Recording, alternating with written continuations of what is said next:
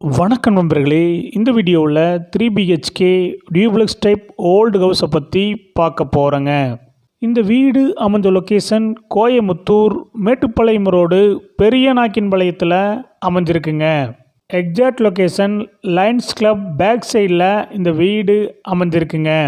Mettupalayam main ரோட்டிலிருந்து 2 கிலோமீட்டரில் இந்த வீடு அமைஞ்சிருக்குங்க. வீடு அமைஞ்சிருக்கிற லேண்ட் ஏரியா 4.8 சென்ட்டில் அமைஞ்சிருக்குங்க.